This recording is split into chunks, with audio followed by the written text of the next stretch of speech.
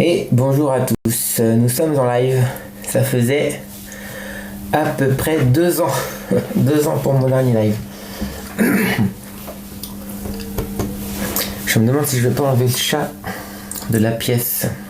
Bref, on continue la lecture de ce roman de Jules Verne, Mirifiques aventures de Maître Antifère. Nous en sommes à la seconde partie, chapitre 7. On a fait à peu près les 3/4 du livre. Donc on commence par ce chapitre 7 qui rapporte différents propos et divers incidents depuis l'arrivée à Dakar jusqu'à l'arrivée au Loango. Donc salut à tous ceux qui arrivent. Allez, c'est parti, chapitre 7. Jamais Gilda Trégomin n'aurait pu imaginer qu'un jour viendrait où il se promènerait avec Juel sur les quais de Dakar, cette ancienne capitale de la République goréenne. C'est pourtant ce qu'il faisait ce jour-là, en visitant le port protégé par sa double jetée de roches granitiques, tandis que Maître Antifère et le banquier Zambuco, aussi inséparables que l'étaient Ben Omar et Saouk, se dirigeaient vers l'agence maritime française. Une journée doit amplement suffire à voir la ville. Elle n'offre rien de très curieux. Un assez beau jardin public, une citadelle qui sert de logement à la garnison, une certaine pointe de bel air sur laquelle s'élève un établissement où l'administration interne les malades atteints de la fièvre jaune.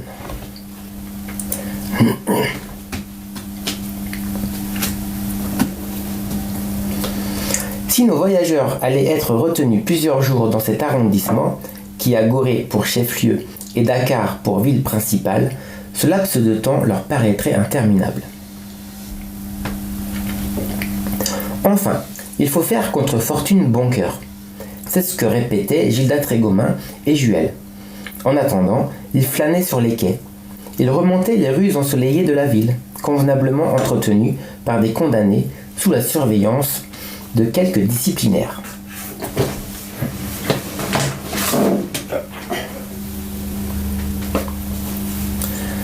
Le chat va m'embêter, je crois, pour lire.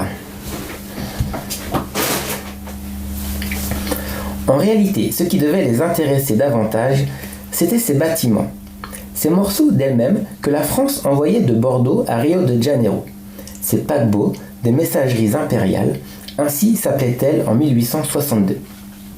Dakar n'était pas alors l'importante station qu'elle est devenue depuis cette époque, bien que le commerce du Sénégal se chiffra déjà par 25 millions de francs, dont 20 millions avec nos nationaux.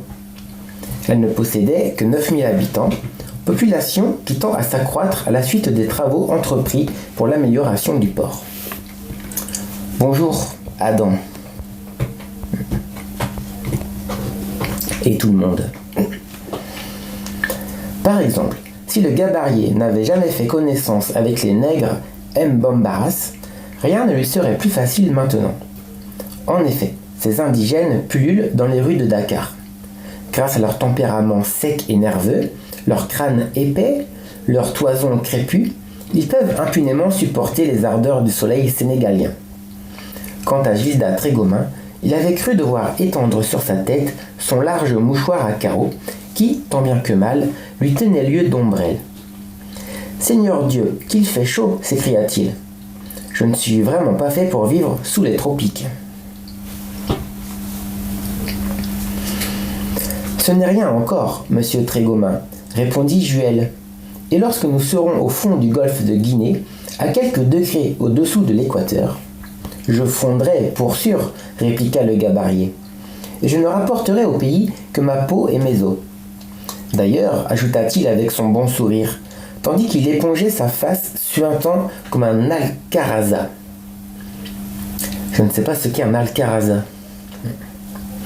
Il serait difficile de rapporter moins, n'est-ce pas ? Eh, vous avez déjà maigri, monsieur Trégomin, fit observer le jeune capitaine. Tu trouves ? Bah, j'ai de la marge avant d'être réduit à l'état de squelette. À mon avis, mieux vaut être maigre quand on s'aventure dans des endroits où les gens se nourrissent de chair humaine. Est-ce qu'il y a des cannibales du côté de la Guinée? Qui surbex qui est là? Notre professeur est en live. Ouais, je reprends un petit peu les lives sur TikTok et sur Twitch.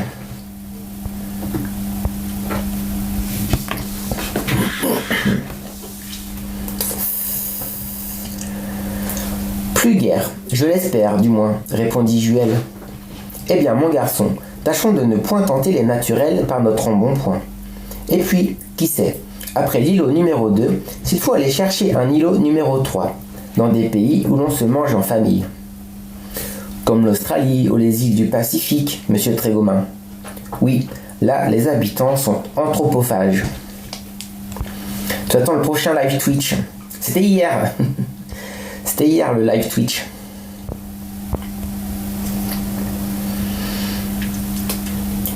Il aurait pu même dire philanthropophage, le digne Gabarier, si j'eusse été capable de forger ce mot. Car en ces pays-là, c'est par pure gourmandise que l'on dévore son semblable. Mais de penser que Maître Antifère pousserait l'entêtement jusque-là, que la folie des millions pourrait le conduire en ces lointains parages, ce n'était pas admissible. Certainement, son neveu et son ami ne l'y suivraient pas, et l'empêcheraient même d'entreprendre une telle campagne. Dussent-ils l'enfermer dans une maison d'aliénés? Hier, tu ne pouvais pas. Désolé, Lou Alpha. Lorsque Gilda Trégomin et Juel rentrèrent à l'hôtel, ils y retrouvèrent Maître Antifère et le banquier.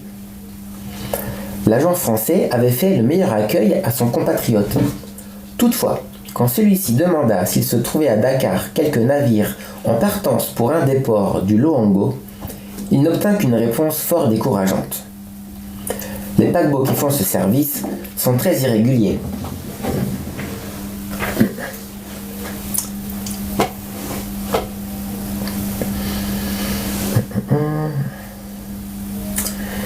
Je perds ma page avec ce chat là. C'est pas grave, j'attendrai le prochain. Salut Tigrou. Je vous présente Tigrou.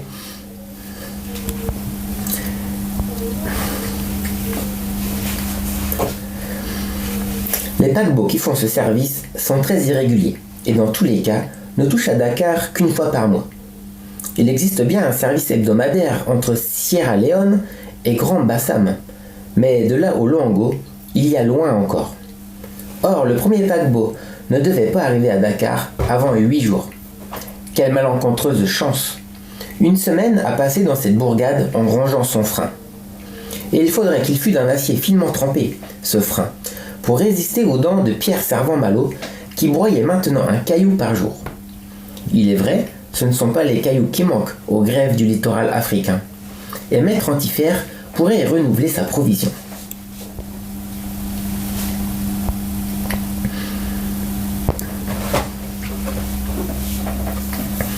La vérité nous oblige à dire qu'une semaine à Dakar, c'est long, très long.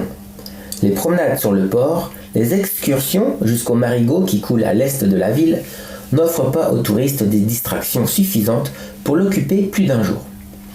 Aussi convenait-il de s'armer de cette patience qu'une heureuse philosophie peut seule donner.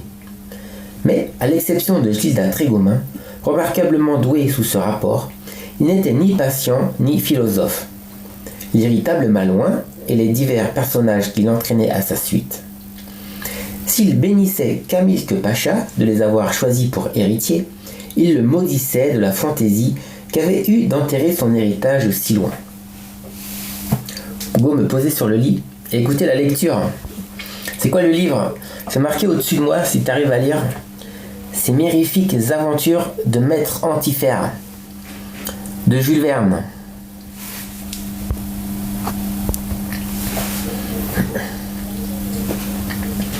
C'était déjà trop d'être allé jusqu'au golfe d'Oman. Et voilà qu'il fallait descendre jusqu'au golfe de Guinée. Cet Égyptien n'aurait donc pu faire choix d'un honnête îlot, bien discret, sur les parages des mers européennes. Est-ce qu'il ne se rencontre pas dans la Méditerranée, dans la Baltique, dans la mer Noire, dans la mer du Nord, au milieu des eaux riveraines de l'océan Atlantique, et très convenablement aménagé pour servir de coffre-fort? Vraiment, le pacha s'était entouré d'un luxe de précautions exagéré. Enfin, ce qui était, était. Et, à moins d'abandonner la partie, l'abandonner, vous auriez été bien reçu si vous en aviez fait la proposition à maître Antifère, au banquier Zambuco, et même au notaire, tenu en laisse par la poigne du violent Saouk. Au surplus, le lien de sociabilité qui rattachait les uns aux autres ces divers personnages se relâchait visiblement. Il y avait 3 groupes très distincts. Le groupe Antifère Zambuco, le groupe Omar Saouk, le groupe Juel Trégomain. Ils vivaient séparés, ne se voyaient qu'aux heures des repas, s'évitaient pendant les promenades, ne causaient jamais entre eux de la grande affaire. Ils se bornaient à des duos qui semblaient ne jamais devoir se fondre en un sextuor final, lequel d'ailleurs n'eût pu être qu'une abominable cacophonie.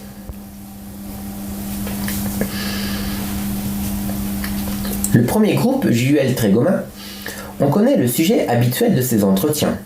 Prolongation indéterminée du voyage, éloignement progressif des 2 fiancés, crainte que tant de recherches et de fatigues n'aboutissent qu'à une mystification, état d'âme de leur oncle et ami, dont la surexcitation s'accroissait chaque jour et qui menaçait sa raison. Toute cause de chagrin pour le gabarier et le jeune capitaine, résigné à ne point le contrarier et à le suivre jusqu'au bout. Deuxième groupe, Antifère Zambuco. Quelle curieuse étude les 2 futurs beaux-frères eussent offert à l'examen d'un moraliste.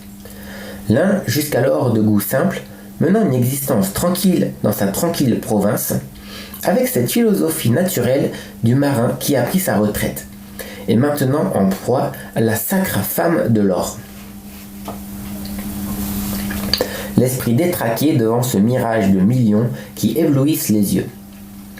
L'autre, si riche déjà, mais n'ayant d'autres soucis que d'entasser richesse sur richesse, s'exposant à tant de fatigues, à tant de dangers même, dans le but d'en grossir le tas. 8 jours à moisir au fond de ce trou, répétait maître Antifère. Et qui sait si ce maudit paquebot n'aura pas de retard. Et encore, répondait le banquier, la mauvaise fortune veut-elle qu'il nous débarque à Luango, et de là, il faudrait remonter pendant une 50aine de lieues pour gagner la baie Mayumba. Et je m'inquiète bien de ce bout de chemin, s'écriait l'irascible Malouin.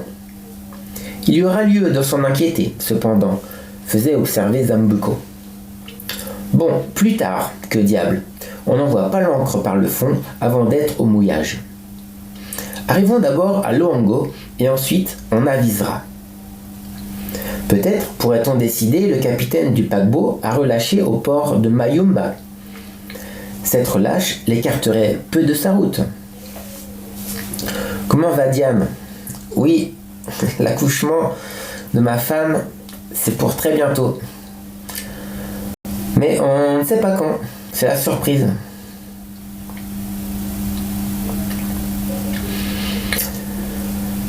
Je doute qu'il y consente, par la raison que cela ne doit pas lui être permis, en lui offrant une indemnité convenable. Pour ce détour, suggéra le banquier. Nous verrons, Zambuco, mais vous avez toujours l'esprit préoccupé de ce qui ne me préoccupe guère. L'essentiel est d'arriver à Loango, d'où nous saurons bien gagner Mayumba. 1000 bombardes. Nous avons des jambes, et s'il l'avait fallu, s'il n'y avait pas eu d'autre moyen de quitter Dakar, je n'aurais pas hésité à prendre le chemin du littoral. Prédiction pour le 27 septembre. J'espère, c'est ma prédiction également. À pied? À pied. Il en parlait à son aise. Pierre Servan-Malo et les dangers, les obstacles, les impossibilités d'un tel cheminement. 800 lieues à travers les territoires de Libéria, de la Côte d'Ivoire, des Ashanti, du Dahomey, du Grand Bassam. Non. Et il devait s'estimer très heureux qu'en prenant passage à bord d'un paquebot, il put éviter les périls du voyage. Pas un de ceux qui l'auraient accompagné dans une pareille expédition n'en serait revenu. Et mademoiselle Talisma Zambuco eut vainement attendu en sa maison de Malte le retour de son trop audacieux fiancé.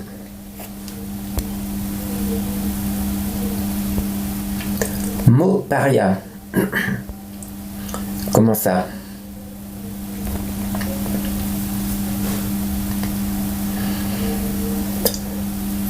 Il devait donc se résigner au paquebot, bien qu'il ne dût pas arriver avant une huitaine de jours. Mais qu'elles leur paraîtraient longues, ces heures passées à Dakar. Tout autre était la conversation du couple Saouk-Omar. Non pas que le fils de Mourad fût moins impatient d'atteindre l'îlot et d'enlever le trésor de Kamilke Pacha. Non, c'était sur la façon dont il en dépouillerait les deux collégataires à son profit que se concentrait sa pensée, à l'extrême épouvante de Ben Omar. Après avoir médité de faire le coup au retour de Sohar à Mascate avec l'aide de coquins à son service, il essaierait cette fois de l'accomplir au retour de Mayumba à Loango par des moyens identiques. Certainement, ses chances seraient plus sérieuses parmi les indigènes de la province ou chez ses agents interlopes des factoreries. Il saurait recruter de ces gens capables de tout, même de verser le sang et qui s'associeraient, moyennant finance, à sa criminelle opération. Ton père s'appelle Mourad. Le fils de Mourad. Mais oui, on a le fils de Mourad dans notre histoire. Et dans le chat également.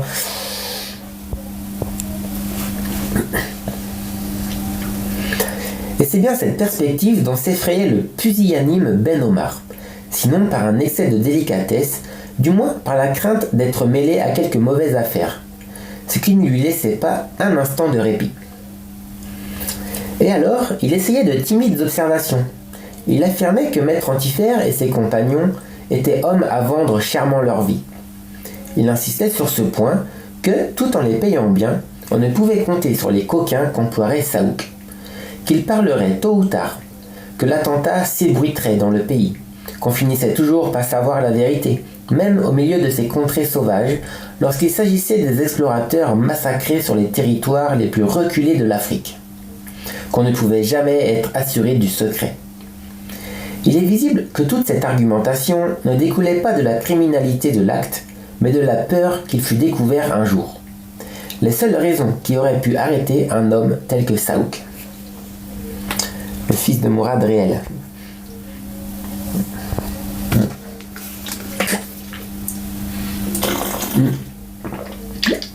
Putain, je disparais quand je bois.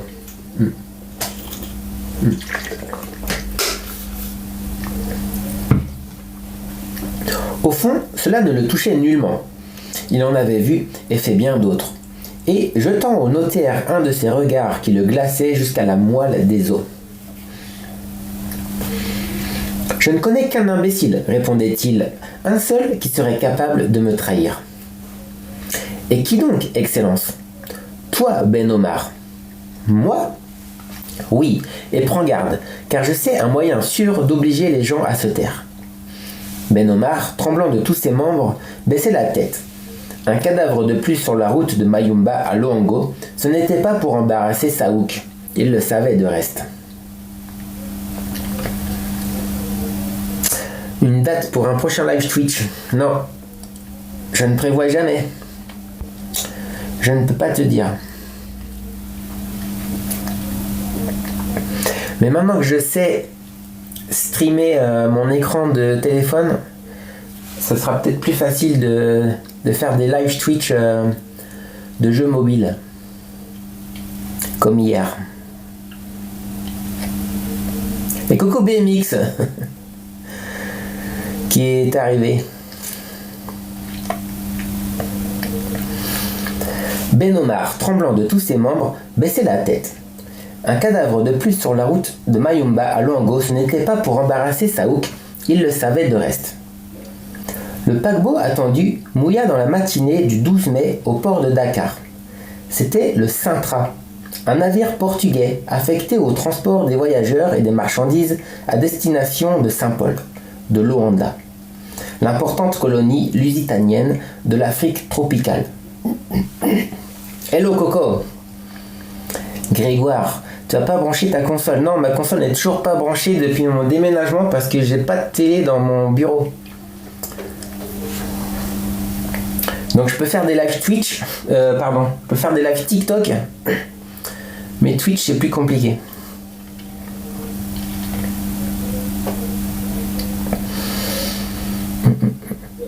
Au fond, cela ne le touchait nullement. Il en avait vu et fait bien d'autres. Et, jetant au notaire un de ces regards qui le glaçaient jusqu'à la moelle des os. J'ai déjà lu ça. Je perds mes lignes.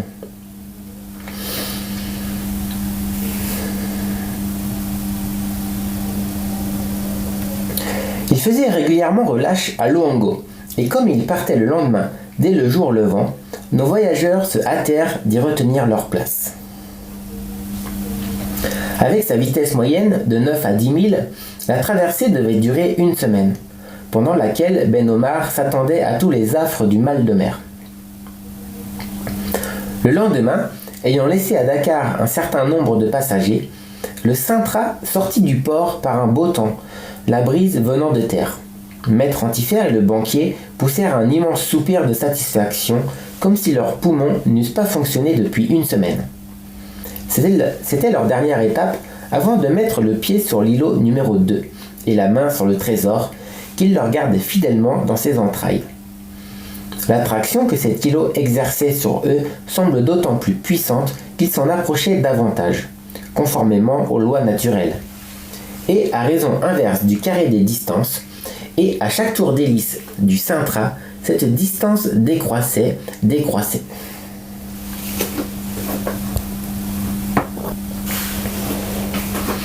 Hélas, elle s'accroissait au contraire pour Juel.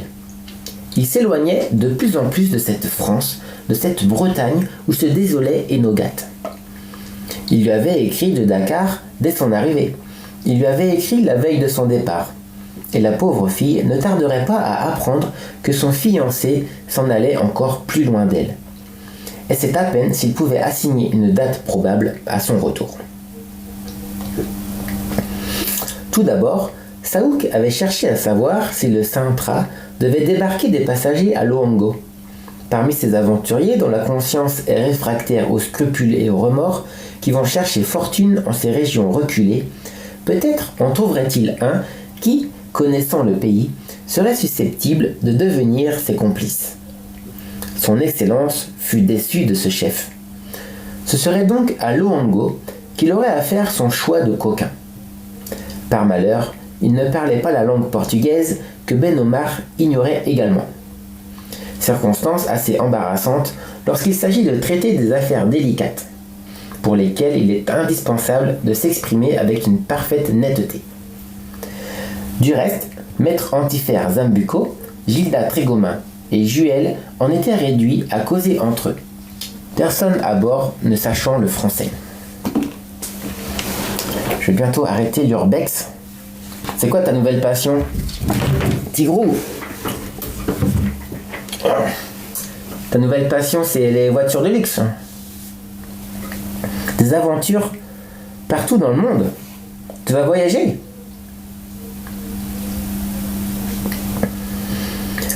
Quelqu'un dont la surprise égala la satisfaction, il faut le reconnaître, ce fut le notaire, Ben Omar. Prétendre qu'il ne ressentit aucun malaise pendant cette traversée du Sintra, ce serait exagéré.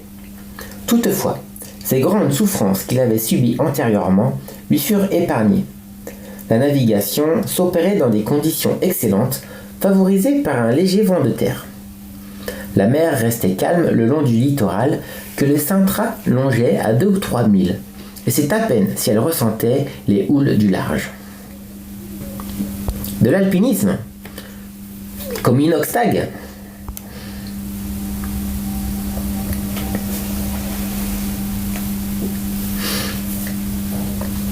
Et même ces conditions ne se modifièrent pas lorsque le paquebot eut doublé le cap des Palmes, à l'extrême pointe du golfe de Guinée.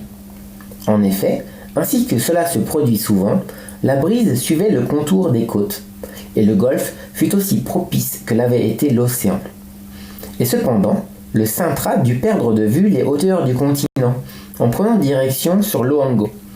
On ne vit rien des territoires des Ashanti, ni du Dahomey, pas même la cime de ce mont Cameroun, qui se dresse à une altitude de 3960 mètres, par-delà l'île Fernando Po, sur les confins de la Haute-Guinée. Inoxtag t'a donné envie de gravir l'Everest?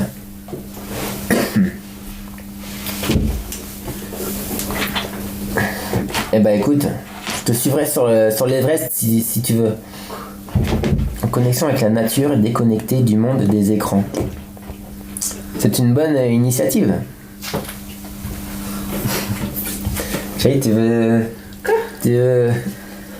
Il y a Lou Alpha qui est dans le chat. Ah ok, coucou. Il veut faire comme Inoxtag. Ah ouais? Préparation d'un an? 1 an pour faire de l'alpinisme. Coucou Diane. Voilà, il fait sa foire, le tigre là. Eh ben c'est sympa d'être sur ton live. Voilà, on continue la lecture. Ouais. Ça va? Ça t'embête pas trop tout ça là, tigre? C'est un peu.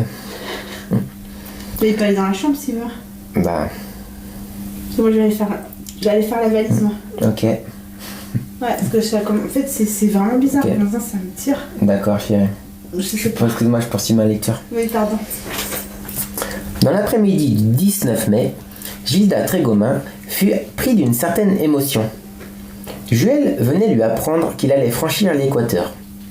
Enfin, pour la première fois, pour la dernière sans doute, l'ex-patron de la charmante Amélie avait l'occasion de pénétrer dans l'hémisphère austral. Quelle aventure! Lui, un marinier de la Rance. Aussi fut sans trop de regrets qu'il remit au matelot du Sintra, à l'exemple des autres passagers, sa piastre de bienvenue en l'honneur du passage de la ligne. Beaucoup plus d'1 an. Ah ouais, tu vas monter le Mont Blanc en live sur Twitch. C'est bien, c'est bien. Non, c'est pas Twitch, c'est Twitch. T'arriveras jamais à écrire Twitch convenablement.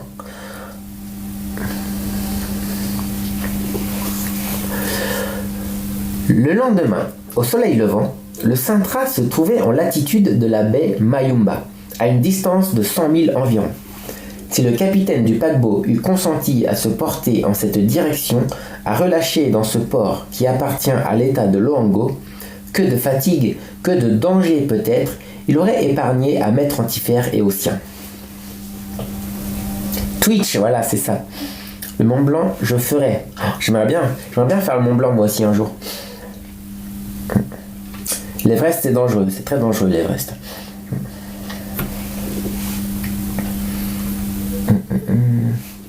Cette relâche les eut dispensés d'un parcours extrêmement difficile à la lisière du littoral. Aussi, poussé par son oncle Juel, essaya-t-il de pressentir le capitaine du Sintra à ce sujet. Ce Portugais connaissait quelques mots de la langue anglaise, et quel est le marin qui n'est pas tant soit peu familiarisé avec l'idiome britannique? Or, Juel, on le sait, parlait couramment cette langue, et il en avait largement usé lors de ses rapports avec le prétendu interprète de Mascate. Il communiqua donc au capitaine la proposition de relâcher à Mayumba. Ce détour n'allongerait la traversée que de 48 heures environ. On ne demanderait pas mieux que de payer le retard et les dépenses qu'il comporterait. Consommation de combustible, nourriture de l'équipage, indemnité aux armateurs du Sintra, etc.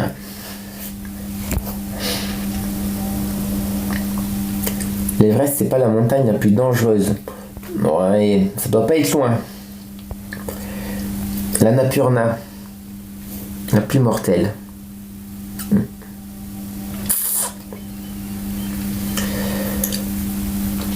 Le capitaine saisit-il la proposition que lui fit Juel? Oui, à n'en pas douter. Surtout lorsqu'elle fut appuyée d'une démonstration sur la carte du golfe de Guinée. Entre marins, on se comprend d'un mot. Et en vérité, rien n'eût été plus simple que de s'écarter vers l'est afin de déposer cette demi-douzaine de passagers à Mayumba, puisque ces passagers offraient une somme convenable.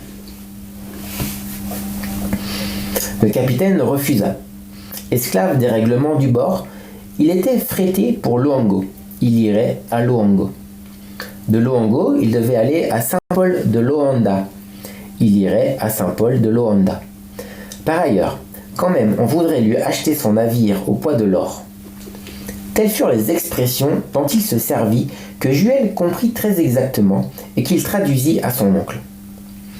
Colère terrible de celui-ci, accompagnée d'une bordée de mots malsonnants à l'adresse du capitaine. Rien n'y fit. Et même sans l'intervention de Gilda Trégomin et de Juel, il est probable que Maître Antifère, en état de rébellion, eût été flanqué à fond de cale pour le reste de la traversée. Et voilà pourquoi, le surlendemain, dans la soirée du 21 mai, le Sintra stoppa devant les longs bancs de sable qui défendent la côte du Loango, débarqua avec sa chaloupe les passagers en question, puis repartit quelques heures après, en faisant route sur Saint-Paul, la capitale de la colonie portugaise. Fin du chapitre 7. Et maintenant, on va lire le chapitre 8,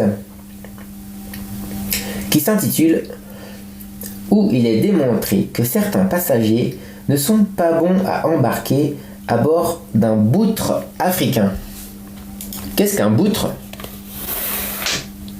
Est-ce une sorte de bateau ? Boutre. C'est un petit voilier à la poupe élevée.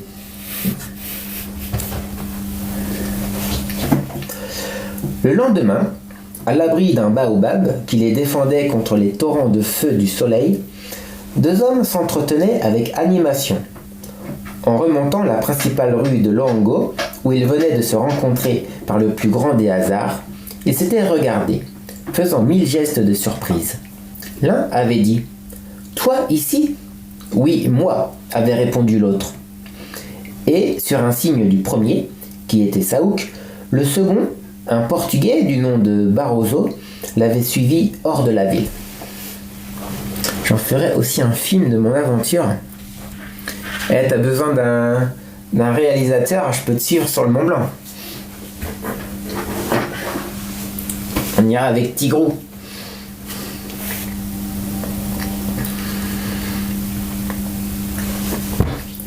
Si Saouk ne parlait pas la langue de Barroso, Barroso parlait la langue de son excellence, ayant longtemps vécu en Égypte.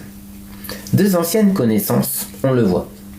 Barroso faisait partie de cette bande d'aventuriers qu'entretenait Saouk lorsqu'il se livrait à des déprédations de toutes sortes, sans être trop inquiété par les agents du vice-roi, grâce à l'influence de Mourad, son père, le propre cousin de Kamilk Pacha. Puis, la bande s'étant dispersée après quelques hauts faits auxquels il eût été impossible d'assurer l'impunité. Barroso avait disparu. « Bonsoir Zineb, sa fille. Je vais télécharger ton joli chat qui fait plein de bêtises. »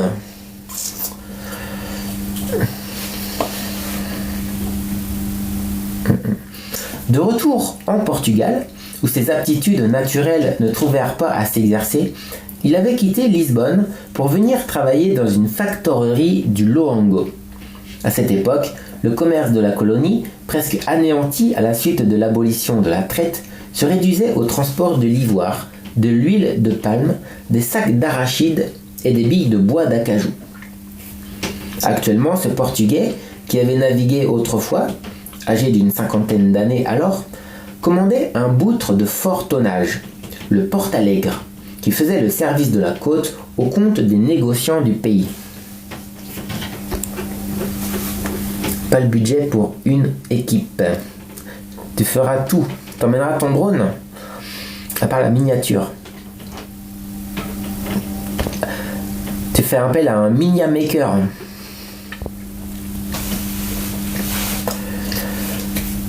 Ce Barroso, avec un passé tel que le sien, une conscience si parfaitement dépourvue de scrupules, une audace acquise au cours de ses anciens métiers, était juste l'homme qu'il fallait à Saouk pour mener à bonne fin ses criminelles machinations.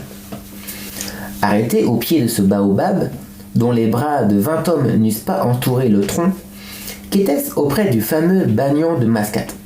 Tous deux purent causer sans crainte d'être entendus et de choses menaçantes pour la sécurité de Maître Antifère et de ses compagnons. Un voyage de rêve, la Laponie.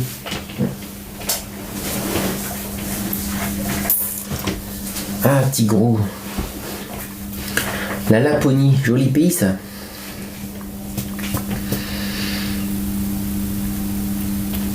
Après que Saouk et Barroso se furent réciproquement raconté leur existence depuis l'année où le Portugais avait quitté l'Égypte, son Excellence en vint au fait sans embâge. Par prudence, si Saouk se garda de faire connaître l'importance du trésor qu'il prétendait s'approprier, du moins amorça-t-il la cupidité de Barroso avec l'appât d'une somme considérable à gagner. Mais, ajouta-t-il, j'ai besoin pour me seconder d'un homme résolu, courageux. Vous me connaissez, Excellence, répondit le Portugais, et vous savez que je ne recule devant aucune besogne. Si tu n'as pas changé, Barroso, je ne le suis pas. Sache donc qu'il y aura 4 hommes à faire disparaître, et peut-être un 5e, si je juge convenable de me débarrasser d'un certain Ben Omar, dont je passe pour être le clerc sous le nom de Nazim. En plus, il y a mes amis les loups givrés. Bon, je vous demande une seconde parce que j'enlève le chat de la pièce et fait plein de bêtises. Viens là, toi. Viens. Comme ça, il arrêtera de manger mes câbles. Viens.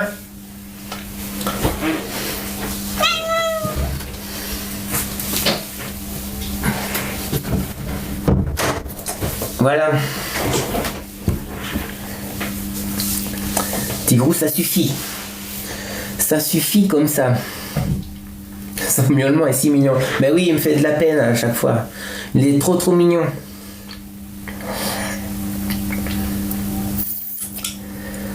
Un de plus, peu importe, répondit Barroso. D'autant mieux que celui-là, il suffira de souffler dessus pour qu'il n'en soit plus jamais question. Et comment comptez-vous ? Voici mon plan, répondit Saouk, après s'être bien assuré que personne ne pouvait l'entendre. C'est qui a eu l'idée de l'appeler Tigrou ? Je sais plus, c'est nous deux.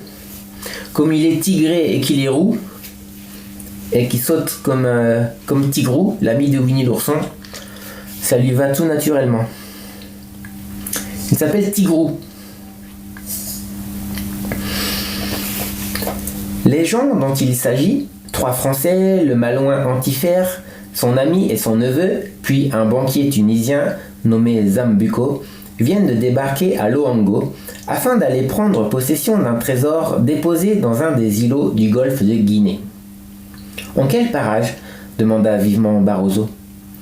Les parages de la baie Mayumba, répondit l'Égyptien. Leur intention est de remonter par terre jusqu'à cette bourgade, et j'ai pensé qu'il serait aisé de les attaquer lorsqu'ils reviendraient à Loango avec leur trésor pour y attendre le passage du paquebot de Saint-Paul qui doit les ramener à Dakar. Maïs. Rien de plus facile, Excellence, affirma Barroso. Je me fais fort de trouver une douzaine d'honnêtes aventuriers, toujours à l'affût d'une bonne affaire, et qui ne demanderont que de vous prêter assistance, moyennant un prix convenu et convenable. Je n'en ai jamais douté, Barroso. Et sur ces territoires déserts, le coup ne peut manquer de réussir. Sans doute, Excellence, mais j'ai à vous proposer une combinaison plus avantageuse. Parle donc. Je commande ici un boutre de 150 tonneaux, le Portalegre, qui transporte des marchandises d'un port à l'autre de la côte. Or, mon boutre doit précisément partir dans 2 jours pour Baraka du Gabon, un peu au nord de Mayumba. « Eh !» s'écria Saouk, « c'est là une circonstance dont il faut profiter. Maître Antifère s'empressera de prendre passage à bord de ton boutre afin d'éviter les fatigues et les dangers d'un voyage à pied sur le littoral. Tu nous débarqueras à Mayumba. Tu iras livrer tes marchandises au Gabon et tu reviendras nous chercher. Et pendant la traversée du retour à Loango, entendu, Excellence. Combien as-tu d'hommes à bord ? 12. Dont tu es sûr ? Comme de moi. Et que transportes-tu au Gabon ? Une cargaison d'arachides et en outre 6 éléphants achetés par une maison de Baraka qui doit les expédier à une ménagerie de Hollande.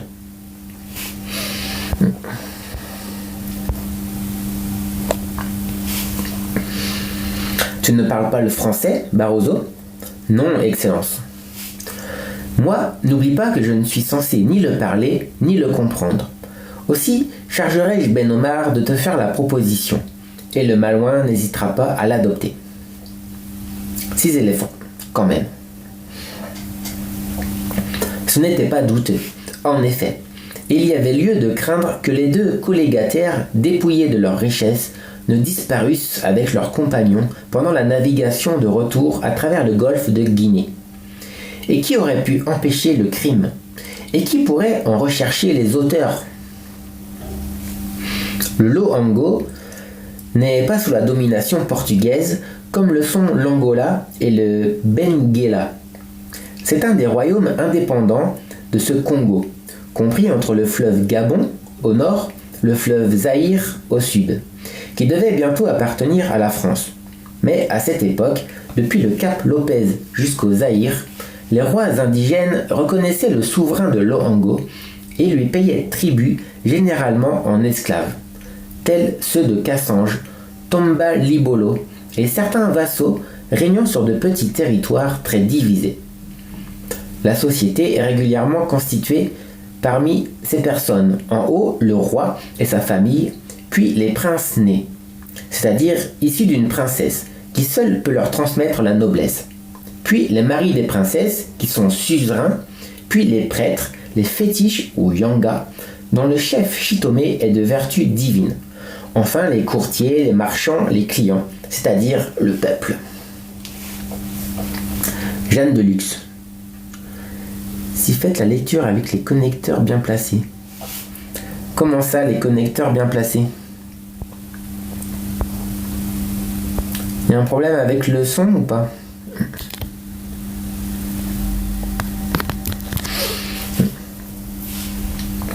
Quant aux esclaves, il y en a beaucoup. Il y en a trop. On ne les vend plus à l'étranger. Il est vrai, et c'est une des conséquences de l'intervention européenne pour l'abolissement de la traite. Est-ce bien le souci de la dignité, de la liberté humaine qui a provoqué cette abolition? Tel n'était point l'avis de Gilda Trégomin, lequel se montra parfait connaisseur des hommes et des choses quand, ce jour-là, il dit à Juel: si on n'avait pas inventé le sucre de betterave, et si l'on ne se servait que de sucre de canne pour sucrer son café, la traite s'exercerait encore et probablement s'exercerait toujours. Mais de ce que le roi du Loango est le roi d'un pays qui jouit de toute son indépendance, il ne s'ensuit pas que ses routes soient suffisamment surveillées et les voyageurs à l'abri de tout péril. Aussi eût-il été difficile de trouver un territoire plus favorable ou une mer plus propice à un mauvais coup. C'était bien ce dont se préoccupait Juel en ce qui concernait le territoire. Du moins, si son oncle ne s'en inquiétait guère, déséquilibré comme il l'était, le jeune capitaine n'envisageait pas sans une sérieuse crainte ce cheminement de 200 km le long du littoral jusqu'à la baie de Mayumba. Il crut devoir en prévenir le gabarier. « Que veux-tu, mon garçon ?» lui répondit Gilda Trégomin. « Le vin est tiré, il faut le boire. » En réalité, reprit Juel, ce n'était qu'une promenade, cette excursion que nous avons faite de Mascate à Soar. Et encore étions-nous en bonne compagnie. Voyons, Juel, ne pourrait-on former à Loango une caravane d'indigènes?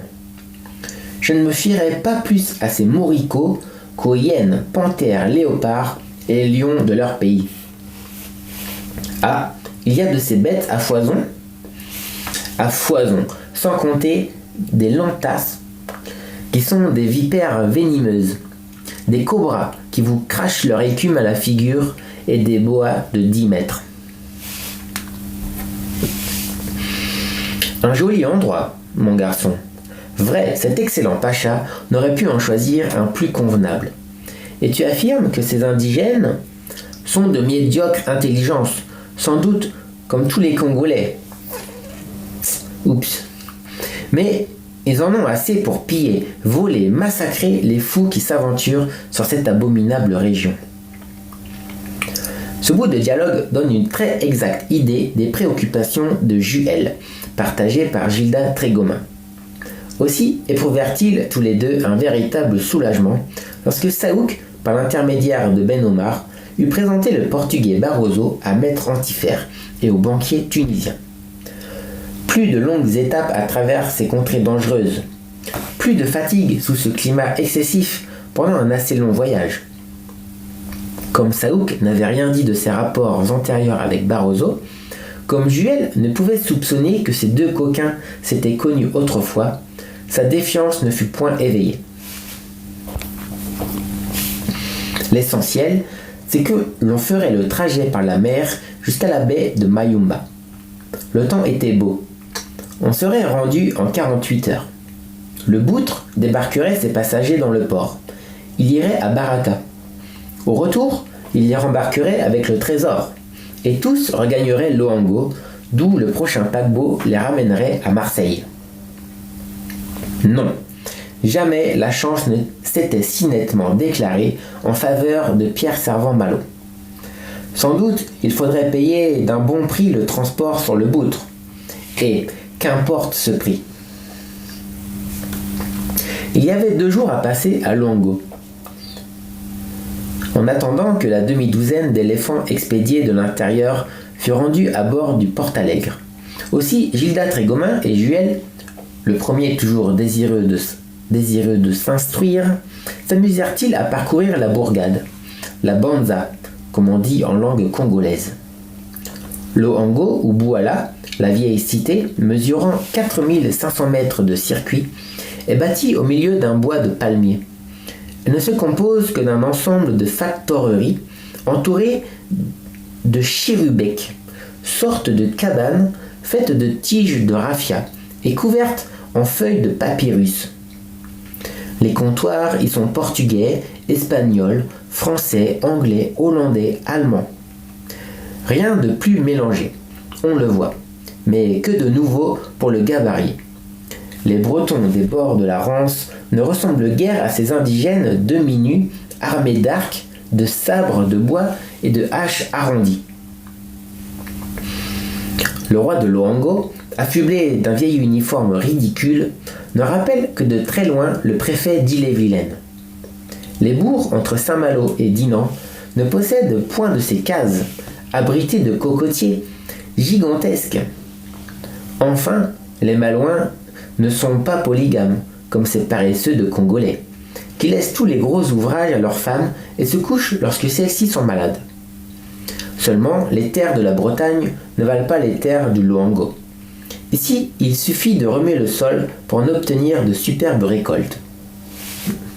Les Bretons. T'as vu, ça parle de Marseille dans le livre. Les Bretons, le ton monte.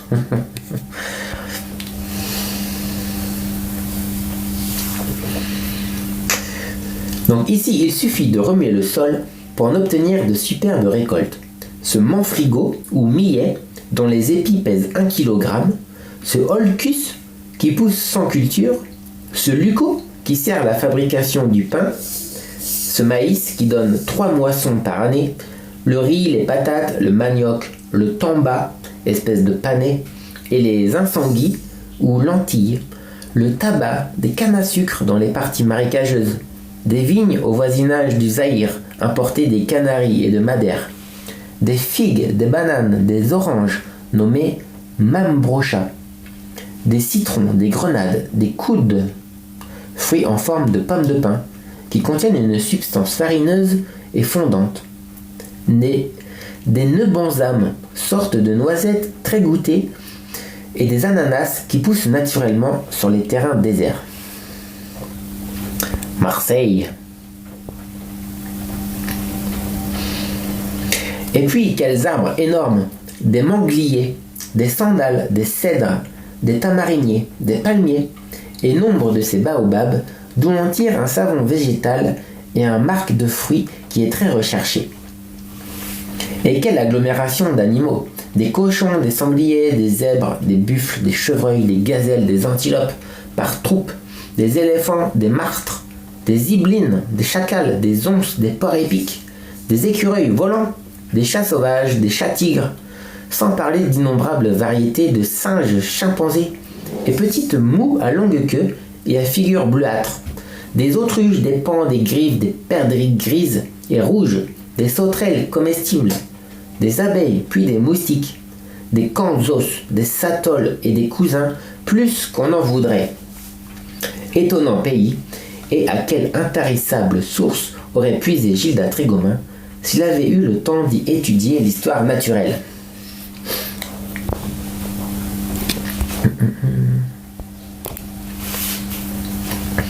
On peut être certain que ni Maître Antifère ni le banquier Zambucco n'auraient su dire si Loango était peuplé de blancs ou de noirs. Non, leurs yeux regardaient ailleurs. Ils cherchaient au loin, plus au nord, un point imperceptible, un point unique au monde, une sorte d'énorme diamant aux éclats fascinateurs, pesant des milliers de carats et valant des millions de francs. Ah, qu'il leur tardait d'avoir mis le pied sur l'îlot numéro 2, terme définitif de leurs aventureuses campagnes. Le 22 mai, au soleil levant, le boutre était prêt à partir. Les 6 éléphants, arrivés de la veille, avaient été embarqués avec les égards dus à de si grosses bêtes. Magnifiques animaux, à coup sûr, et qui n'auraient pas déparé le personnel d'un cirque Sam Lockhart. Il va de soi qu'ils avaient été placés à fond de cale dans le sens de la largeur. Peut-être n'était-ce pas très prudent qu'un navire de 150 tonneaux seulement fût chargé de pareilles masses, ce qui pouvait compromettre son équilibre. Juel le fit même observer au gabarit. Il est vrai, le boutre était assez large de bau et tirait peu d'eau en vue de lui faciliter les accostages sur les bas-fonds. Il matait 2 mâts très écartés l'un de l'autre, portant des voiles carrées, car un bâtiment de ce genre ne marche bien que vent arrière, et s'il ne va pas vite. Du moins est-il construit pour naviguer sans danger en vue des côtes. Au surplus, le temps était favorable. Au Loango, ainsi qu'en tout ce territoire des Guinées, la saison des pluies, qui commence en septembre, finit en mai sous l'influence des vents venus du nord-ouest. En revanche, s'il fait beau de mai à septembre, quelle insoutenable chaleur, à peine tempérée par la rosée abondante des nuits. Depuis leur débarquement, nos voyageurs fondaient, maigrissaient à vue d'œil. Plus de 34 degrés centigrades à l'ombre. En ces pays-là, à en croire certains explorateurs peu dignes de foi qui doivent être originaires des Bouches-du-Rhône ou de la Gascogne, les chiens sont obligés de sauter sans cesse afin de ne pas se brûler les pattes sur un sol incandescent. Et on trouve des sangliers tout cuits dans leur bauge. Gilda Trégomin n'était pas éloignée d'accepter ces histoires pour vraies. Le Portalegre mit à la voile vers 8 heures du matin. Les passagers étaient au complet, hommes et éléphants. Toujours les groupements que l'on sait, Maître Antifère et Zambucco, plus hypnotisés que jamais par cet îlot numéro 2, et de quel poids serait soulagée leur poitrine lorsque le matelot de vigie le signalerait à l'horizon.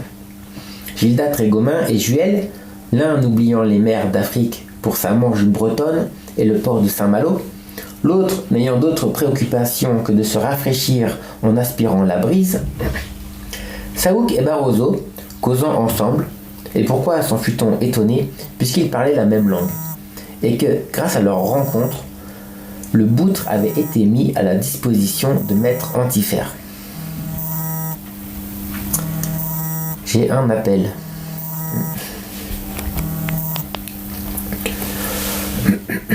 Je répondrai plus tard. Quant à l'équipage, il se composait d'une douzaine de gaillards, plus ou moins portugais, d'aspect assez rébarbatif.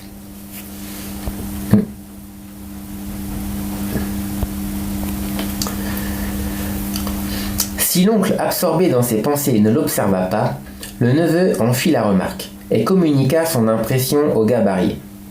Celui-ci répondit que par de telles températures, il est téméraire de juger les gens sur la mine. Après tout, il ne faut pas être exigeant quand il s'agit de l'équipage d'une embarcation africaine. Avec les vents régnants, la traversée promettait d'être délicieuse le long du littoral Portentosa Africa, aurait dit Gilda Trégomin. s'il eût connu la pompeuse épithète dont les Romains saluaient ce continent. En vérité, pour peu que leur esprit n'eût pas été ailleurs, Maître Antiphère et ses compagnons, en passant devant la factorerie Chilu, se seraient abandonnés à la juste admiration que méritent les beautés naturelles de cette côte. Seul entre tous, le gabarier regardait en homme qui veut rapporter, à tout le moins, quelques souvenirs de son voyage. Et que pourrait-on imaginer de plus splendide que cette succession de forêts verdoyantes, étagées sur les premières ondulations du sol, dominées çà et là par les hauteurs de ces monts sublimes, les Strauches, noyés de brume chaude en leur profond recul. De mille en mille, la grève s'échancre pour livrer passage à ces cours d'eau, sortis des bois touffus et que ces chaleurs tropicales ne parvenaient point à sécher.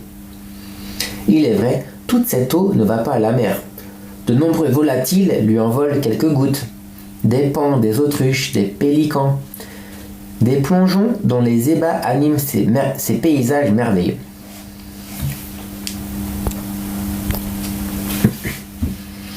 Là apparaissent des troupes de gracieuses antilopes, des landes d'Ampolanga ou élans du Cap. Là se vautrent d'énormes mammifères capables d'avaler une tonne de cette eau limpide comme le gabarier en eût avalé un verre. Des troupeaux d'hippopotames qui ressemblent de loin à des porcs roses, dont, paraît-il, la chair n'est pas dédaignée des indigènes. Aussi Gilda Trégomin de dire à Maître Antiphère près duquel il se trouvait à l'avant du boutre. « Mon ami, des pieds d'hippopotame à la sainte Manchoulde, cela tirait-il » Pierre Servan-Malo se contenta de hausser les épaules en adressant au gabarier un de ces regards hébétés, vagues, qui ne regardent pas.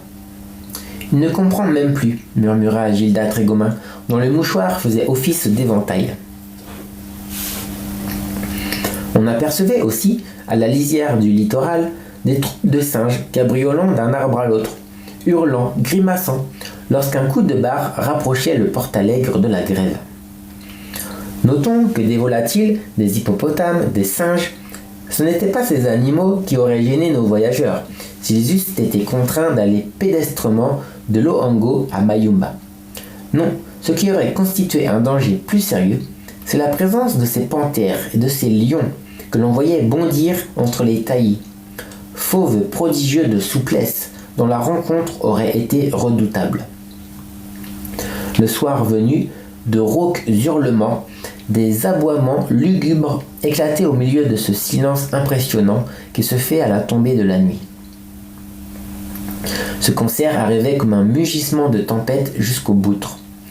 Troublés, surexcités, les éléphants s'ébrouaient à fond de cale, répondaient par des grognements sauvages et, en s'agitant, faisaient craquer la membrure du porte-allègre. Décidément, c'était une cargaison un peu inquiétante pour les passagers. 4 jours s'écoulèrent. Aucun incident ne vint rompre la monotonie de cette traversée. Le beau temps continuait à se maintenir. La mer était au calme, blanc, si bien que Ben Omar ne ressentait aucun malaise. Nul tangage, nul roulis. Et quoique lourdement lesté dans ses fonds, le porte-allègre était presque insensible aux longues ondulations de la houle qui venait mourir en un léger ressac sur les grèves.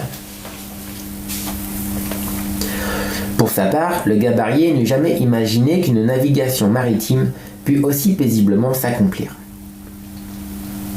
On se croirait à bord de la charmante Amélie, entre les rives de la Rance, dit-il à son jeune ami.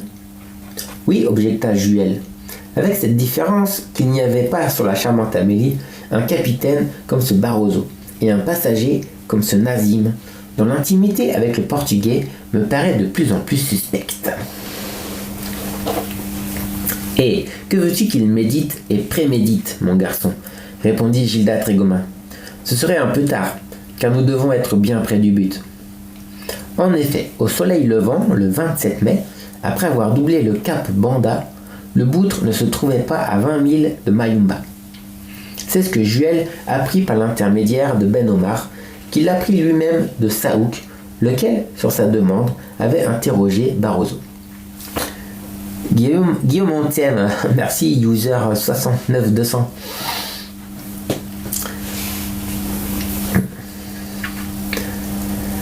On arriverait donc le soir même à ce petit port de l'état de Loango. Déjà, la côte s'échancrait derrière la pointe Matuti, dessinant une large baie au fond de laquelle se cache la bourgade. Si l'îlot numéro 2 existait, s'il occupait la place indiquée par la dernière notice, c'était dans cette baie qu'il fallait en chercher le gisement. Vont-ils trouver un trésor? Nous aussi on t'aime. On apprend beaucoup avec toi, merci. 69 200. C'est du côté de Lyon, ça. Vénitieux.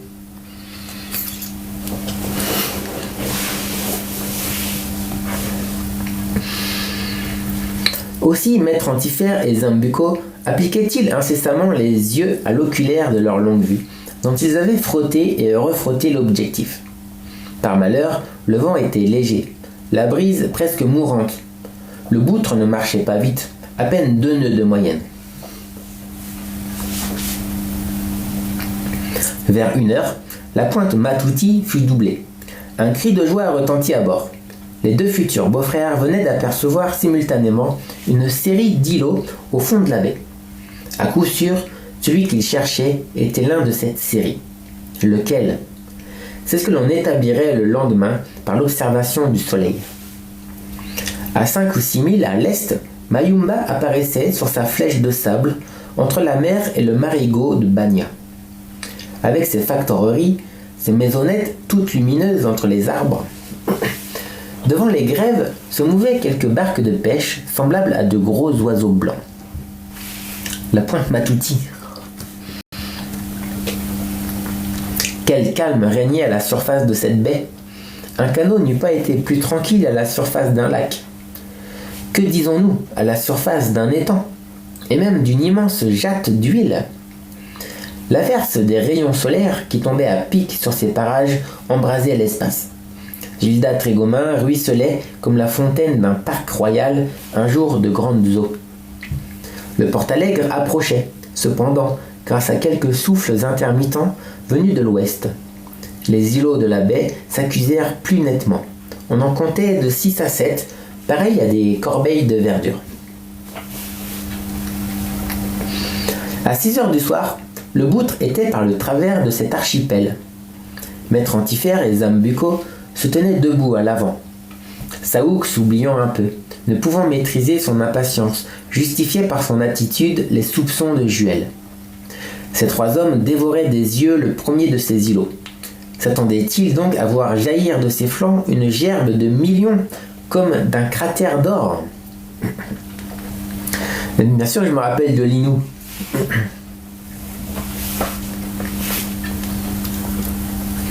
Et cependant, s'ils avaient su que l'îlot dans les entrailles duquel Kamilk Pacha avait enfoui son trésor ne se composait que de rochers stériles, de pierres dénudées, sans un arbre, sans un arbuste, nul doute qu'ils se fussent écriés désespérément. Non, ce n'est pas encore celui-là. Il est vrai, depuis 1831, c'est-à-dire pendant une période de 31 ans, la nature avait eu le temps de recouvrir ledit îlot de verdoyants massifs. Le Portalegre le ralliait paisiblement de manière à en doubler la pointe nord, ses voiles à peine gonflées par les dernières brises du soir. Non, Linou, elle me met quelques commentaires sur Instagram.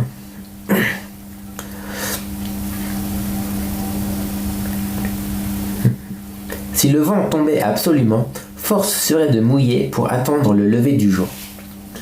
Mais tout à coup, voici qu'un lamentable gémissement se fait entendre à côté du gabarit, qui s'était accoudé sur le bastingage de tribord. Gilda Trégomin se retourne. C'est Ben Omar qui vient de pousser ce gémissement. Le notaire est pâle, il est livide, il a le cœur sur les lèvres, il a le mal de mer.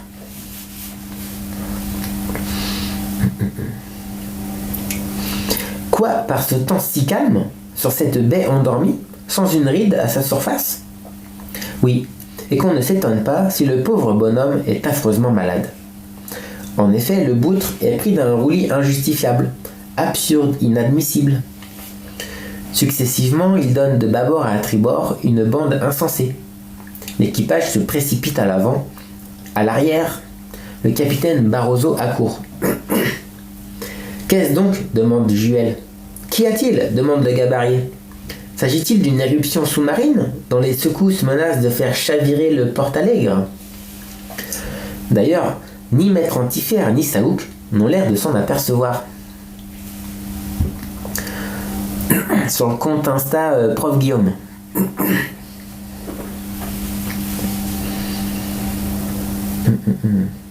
Ah, les éléphants, s'écrie Juel.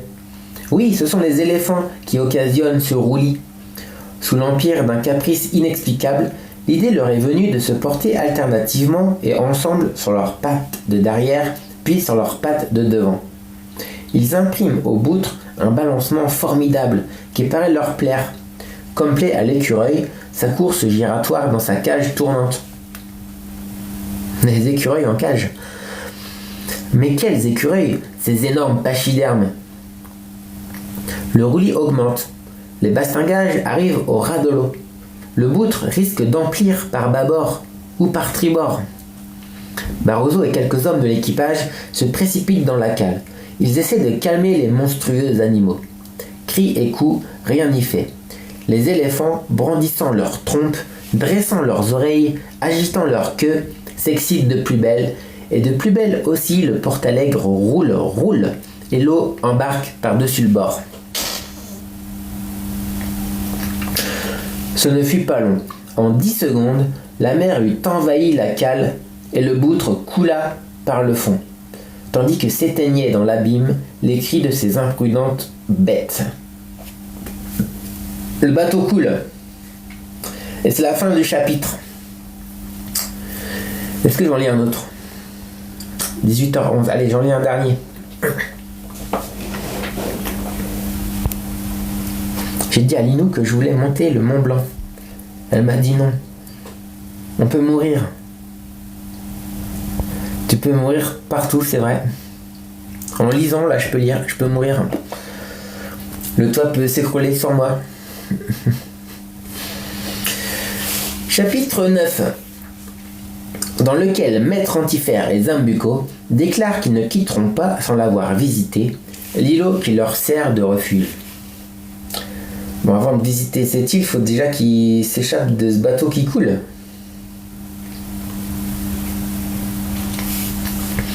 Enfin, j'ai donc fait naufrage, pouvait dire le lendemain l'ex-patron de la charmante Amélie.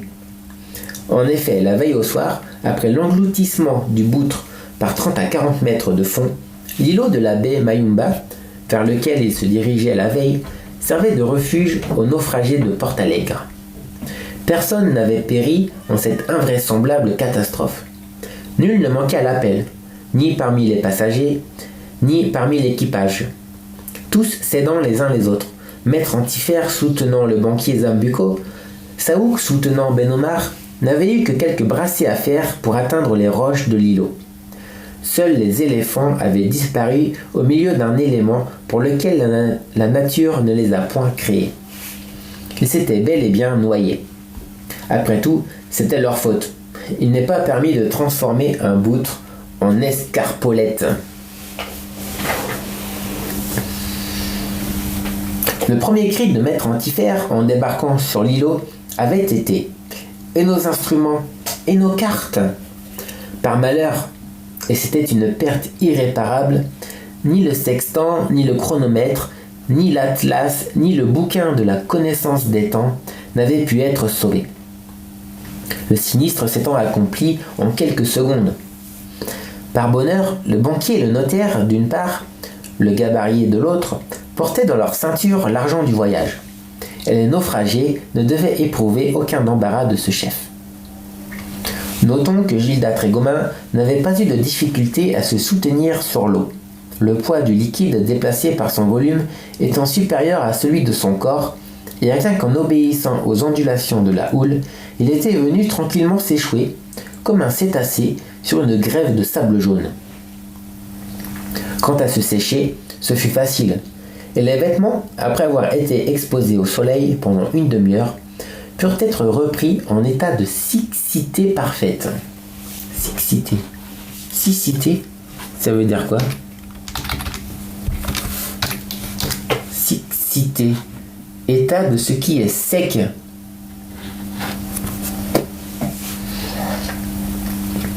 Il y eut cependant une assez désagréable nuit à passer sous le couvert des arbres, chacun s'abandonnant à ses réflexions particulières, que l'on fut arrivé au parage où gisait l'îlot numéro 2. Le dernier document l'indiquait avec trop de précision pour qu'il y eût doute à cet égard.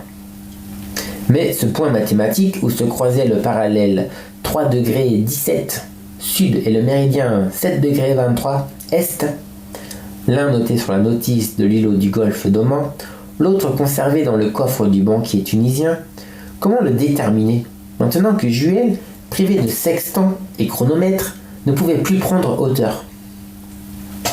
Aussi, chacun de ces personnages, suivant son caractère ou ses aspirations, se disait-il: Zambuco s'est échoué au port. Maître Antifère, je ne m'en irai pas sans avoir fouillé tous les îlots de la baie Mayumba. Dussé-je y consacrer 10 ans de ma vie. Saouk, le coup si bien préparé et qui manque par suite de cet absurde naufrage. Barroso, et mes éléphants qui n'étaient pas assurés. Ben Omar, Allah nous protège, mais voilà une prime qui m'aura coûté cher en admettant que je la gagne. Juel, et maintenant, rien ne m'empêchera de revenir en Europe près de ma chère Enogat. Gilda Trégomain, ne jamais s'embarquer sur un boutre avec une cargaison d'éléphants facétieux. On ne dormit guère cette nuit-là. Si le naufragé ne souffrait pas du froid, de quelle façon, le lendemain, à l'heure habituelle du déjeuner, répondrait-il à leurs estomacs qui crieraient la faim? À moins que ces arbres ne fussent des cocotiers chargés de fruits et dont on devait se contenter, faute de mieux jusqu'au moment où il serait possible de gagner Mayumba. Oui, mais comment l'atteindre, cette bourgade située au fond de la baie, puisqu'elle était distante de 5 à 6 milles? Faire des signaux? Serait-il aperçu? Franchir ces 6 milles à la nage? Y avait-il parmi l'équipage du Portalegre un homme capable d'y réussir? Enfin, le jour venu, on aviserait. Nulle apparence d'ailleurs que cet îlot fût habité par des créatures humaines sentant. Quant à certains êtres vivants, bruyants, incommodes, dangereux, peut-être par leur nombre, ils n'en manqueraient pas. Gilda Trégomain eut-il la pensée que tous les singes de la création s'étaient donné rendez-vous sur ce point, pour sûr, on se trouvait dans la capitale du royaume de Joko. En Jokoli. Tiens, Diane qui arrive. Invite Aninoupi. Aninoupi, ici, t'es là. Cœur violet. Aussi bien que l'atmosphère fut calme que le ressac battit à peine les grèves, les naufragés ne purent jouir d'une heure de tranquillité sur cet îlot. Le silence fut incessamment troublé et il y eut impossibilité de dormir. En effet, un tumulte singulier se produisait autour des arbres. On entendait comme le résonnement des tambours d'une troupe congolaise. Il se faisait des allées et venues rapides sous les ramures, entre les branches, avec des cris gutturaux de sentinelles enrouées. La nuit très obscure empêchait de rien voir. Lorsque le jour reparut, on fut fixé. L'îlot servait de refuge à une tribu de quadrumanes, de ces grands chimpanzés dont le français du Chahut a raconté les prouesses alors qu'il leur donnait la chasse à l'intérieur des Guinées. Et ma foi, bien qu'ils eussent empêché son sommeil, Gilda Trégomain ne put qu'admirer ces magnifiques échantillons d'anthropoïdes. C'étaient précisément ces jocos de Buffon, qui sont capables d'exécuter certains travaux ordinairement réservés à l'intelligence et aux mains humaines. Grands, forts, vigoureux, le prognatisme de la face peu accusé, les arcades sourcilières présentant une saillie presque normale, c'est en gonflant leur poitrine et en la frottant avec vigueur qu'ils produisent ce bruit de tambour. Au vrai, comment cette bande de singes, il y en avait bien une cinquantaine, avait-elle eu domicile dans cet îlot? Comment elle s'y était transportée par la terre ferme? Comment elle y trouvait une nourriture suffisante à d'autres d'expliquer cet état de choses? Du reste, ainsi que Juel ne tarda pas à le reconnaître, l'îlot, mesurant 2000 de long sur 1000 de large, était recouvert d'arbres des diverses essences communes à cette latitude tropicale. Nul doute que ces arbres ne produisissent des fruits comestibles, ce qui assurait la subsistance de la bande des quadrumanes. Or, en fait de fruits, de racines, de légumes, ce que des singes mangent, des hommes doivent pouvoir le manger. C'est ce dont Juel, le gabarier et le matelot du Portalegre voulurent se rendre compte d'abord. Après un naufrage, après une nuit sans nourriture, il est permis d'avoir faim et de chercher à se satisfaire, si cela se peut. Le sol produisait à l'état sauvage, il est vrai, quantité de ses fruits et de ses racines. Les dévorer crus n'étaient pas très régalants, à moins qu'on ne possède un estomac de singe. Mais il n'est pas défendu de les faire cuire, si l'on est en mesure de se procurer du feu. Or, n'est-ce donc pas, sinon facile, du moins possible, quand on a des allumettes de la Régie française? Par bonne chance, Nazim avait renouvelé sa provision à Loango, et l'étui de cuivre qui la renfermait n'avait point été mouillé à l'intérieur. Ainsi, dès les premières lueurs de l'aube, un foyer de bois sec pétilla-t-il sous les arbres du campement. Les naufragés s'étaient réunis autour de ce foyer. Maître Antifère et Zambucco ne décoléraient plus. Sans doute la colère est nourrissante, puisqu'ils refusèrent de prendre leur part de ce déjeuner rudimentaire, auquel on avait joint quelques poignées de ces noisettes dont les Guinéens sont très friands. Mais les chimpanzés s'en régalent aussi, et très probablement, ils ne voyaient pas d'un bon œil ces envahisseurs de leur îlot, ces étrangers qui puisaient à même leurs réserves. Bientôt, les uns gambadant, les autres immobiles, tous s'abandonnant à force grimaces, eurent formé un cercle autour de Maître Antifère et de ses compagnons. « Il faut prendre garde », fit observer Juel à son oncle. « Ces singes sont de vigoureux gaillards, 10 fois plus nombreux que nous, et nous sommes sans armes. » Le malouin se souciait bien de ces singes, vraiment. « Tu as raison, mon garçon, » dit le gabarit. « Voilà des messieurs qui ne me paraissent pas connaître les lois de l'hospitalité, et leur attitude est menaçante. »« Est-ce qu'il y a quelque danger pour nous ?» demanda Ben Omar. « Le danger d'être écharpé, tout simplement, » répondit sérieusement Juel. Sur cette réponse, le notaire aurait bien voulu s'en aller, comme on dit. C'était impossible. Cependant, Barroso avait disposé ses hommes de manière à repousser toute agression. Puis Saouk et lui se mirent à conférer à l'écart, tandis que Juel les examinait. Le sujet de leur conversation, on le devine, Saouk dissimulait mal son irritation à la pensée que ce naufrage imprévu avait fait échouer le plan convenu. Il fallait en imaginer un autre. Puisqu'on était arrivé sur les parages de l'îlot numéro 2, nul doute que le trésor de Kamilk Pacha se trouva sur l'un des îlots de la baie Mayumba. Celui-ci ou un autre. Eh bien, ce que Saouk comptait faire après s'être débarrassé du Français et de ses compagnons, il le ferait ultérieurement avec le concours de Barroso et de ses hommes. Rien n'a tenté en ce moment d'ailleurs. Bien que le jeune capitaine n'eût plus d'instruments à sa disposition, les indications fournies par la dernière notice devaient lui permettre de se livrer à des recherches dont Saouk n'aurait pu se tirer.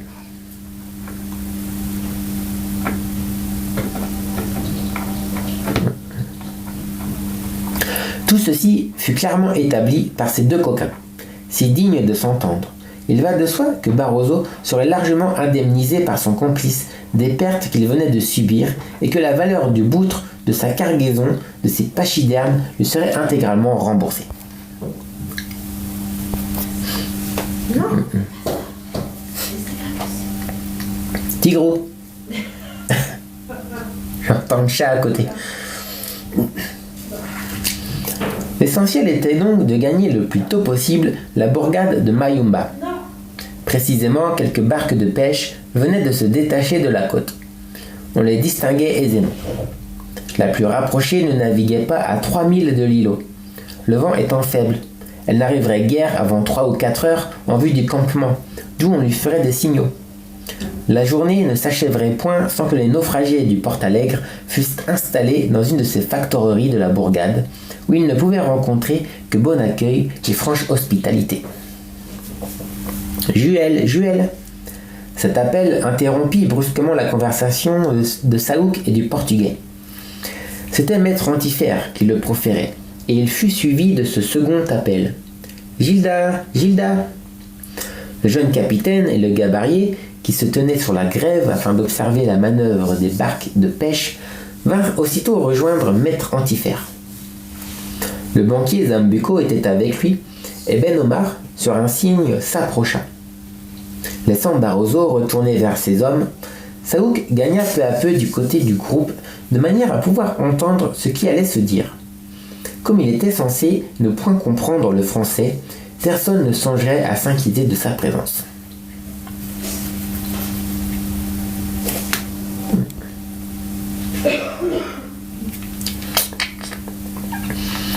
Juel, dit Maître Antifère, écoute bien, car le moment est venu de prendre une détermination.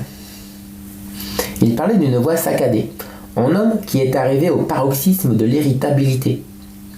Le dernier document porte que l'îlot numéro 2 est situé dans la baie de Mayumba. Or, nous sommes dans la baie Mayumba. Pas de doute à cela. Pas de doute, mon oncle. Mais nous n'avons plus ni sextant ni chronomètre, puisque ce maladroit de Trégomin, à qui j'avais eu la sottise de les confier, les a perdus. Mon ami, dit le gabarier, je me serais plutôt noyé que de les laisser perdre, répondit durement Pierre Servan-Malo. Moi aussi, ajouta le banquier. Vraiment, monsieur Zambuco, riposta Gilda Trégomin avec un geste d'indignation. Enfin, ils sont perdus, poursuivit Maître Antifère, et faute de ces instruments, Juel, il te serait impossible de déterminer le gisement de l'îlot numéro 2. Impossible, mon oncle. Et à mon avis, la seule détermination qui soit sage, c'est de se rendre à Mayumba, dans une de ces chaloupes, de retourner à Loango par terre et d'embarquer sur ce premier paquebot qui fera escale. Cela, jamais, répondit Maître Antifère. Et le banquier, comme un écho fidèle, répéta. Jamais. Ben Omar les regardait l'un après l'autre, remuant la tête à la façon des idiots, tandis que Saouk écoutait sans avoir l'air de comprendre. Oui, Juel, nous irons à Mayumba, mais nous y séjournerons au lieu de partir pour Loango. Nous y resterons le temps qui sera nécessaire. Tu m'entends bien, pour visiter les îlots de la baie. Tous. Quoi, mon oncle? Ils ne sont pas nombreux, 5 ou 6, et fussent-ils 100, fussent-ils 1000, que je les visiterai l'un après l'autre. Mon oncle, ce n'est pas raisonnable. Très raisonnable, Juel. C'est l'un d'eux qui renferme le trésor. Le document indique même l'orientation de la pointe où il a été enterré par Camille Pacha. Que le diable emporte, murmura Gilda Trégomin. Avec de la volonté, de la patience, reprit Maître Antifère, nous finirons par découvrir l'endroit qui est marqué d'un double K.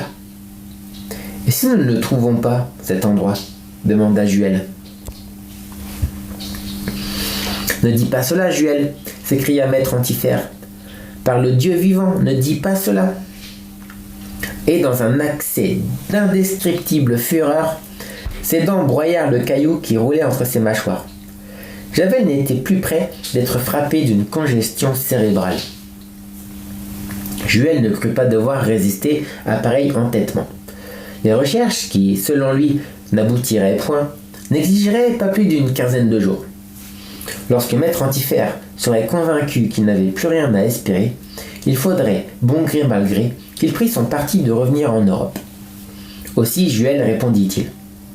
Soyons prêts à embarquer sur cette chaloupe de pêche dès qu'elle aura atterri. Pas avant d'avoir visité cet îlot, répondit Maître Antifère, car, enfin, pourquoi ne serait-ce pas celui-ci? Observation logique, après tout.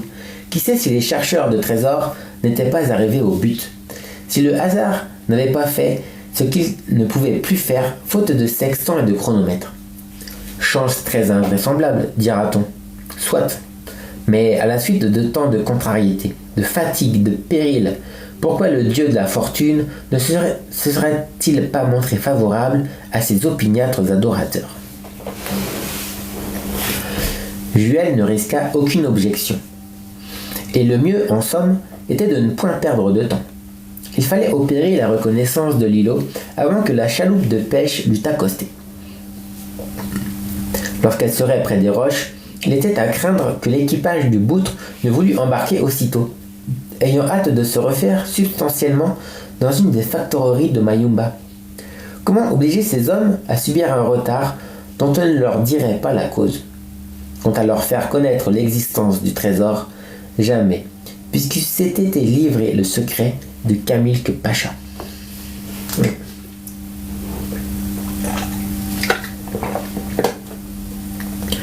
Rien de plus juste, mais au moment où Maître Antifère et Zambuco, accompagnés de Juel et de Gilles la Trégomain, du notaire et de Nazim, se disposeraient à quitter le campement, Barroso et ses gens n'en éprouveraient-ils pas quelque étonnement et ne seraient-ils pas tentés de les suivre? C'était une difficulté très sérieuse. En cas que le trésor fût découvert, quelle serait l'attitude de cet équipage s'il assistait à cette exhumation de 3 barils contenant des millions en or, diamants et autres pierres précieuses? N'y avait-il pas de quoi pousser aux scènes de violence et de dilapidation un ramassis d'aventuriers qui ne valaient pas la corde pour les pendre? 2 fois plus nombreux que le Malouin et ses compagnons, ils auraient vite fait de les maîtriser, de les maltraiter, de les massacrer. À coup sûr, ce n'était pas leur capitaine qui essaierait de les contenir. Il les exciterait plutôt et saurait bien s'adjuger la part du lion dans cette affaire. Mais obliger Maître Antifère à n'agir qu'avec la plus extrême prudence, lui donnait à comprendre que mieux valait perdre quelques jours, qu'il fallait d'abord gagner Mayumba avec l'équipage du Portalegre, y procéder à une installation quelconque, puis le lendemain revenir à l'îlot dans une barque frétée ad hoc, après s'être débarrassé de ses hommes à bon droit suspects. Voilà qui n'était rien moins que facile. L'oncle de Juel se refuserait à entendre raison. Jamais on ne pourrait le contraindre à partir tant qu'il n'aurait pas visité l'îlot. Aucune considération ne l'arrêterait. Il s'ensuit donc que le gabarit fut envoyé promener, et de la belle manière, lorsqu'il présenta ses très justes observations à son intraitable ami, lequel termina sa bordée par ces 2 mots. « En route. Je t'en prie, reste si tu le veux, je n'ai pas besoin de toi. Un peu de prudence. Viens, Juel. » Et il fallut obéir. Maître Antifère et Zambuco avaient quitté le campement. Gilda Trégomain et Juel se mirent en mesure de les suivre. Toutefois, les hommes du boutre ne se préparèrent point à leur emboîter le pas. Barroso lui-même ne parut pas vouloir s'inquiéter du motif pour lequel ses passagers quittaient la place. À quoi tenait cette réserve? À ceci, c'est que Saouk avait entendu tout cet entretien, et ne voulant ni retarder ni empêcher les recherches, il n'avait eu qu'un mot à dire au capitaine portugais. Barroso était donc revenu vers son équipage, auquel il avait donné l'ordre d'attendre en cet endroit l'arrivée des chaloupes de pêche et de ne point s'écarter du campement. Cela fait, sur un signe de Saouk, Ben Omar se mit en marche afin de rejoindre Maître Antifère, qui ne pouvait s'étonner de voir le notaire flanqué de son clerc Nazim. Fin du chapitre 9. Donc ils sont arrivés sur un îlot où il y a peut-être un trésor. Ils vont chercher, mais c'est peut-être pas sur cet îlot. On saura peut-être la prochaine fois. Bien, je vais m'arrêter. Merci à ceux qui sont toujours là. Merci beaucoup. Je vais mettre fin au live et on reprendra cette lecture une autre fois. Allez, je vous souhaite à tous une bonne soirée. Bisous, bisous. Et à bientôt.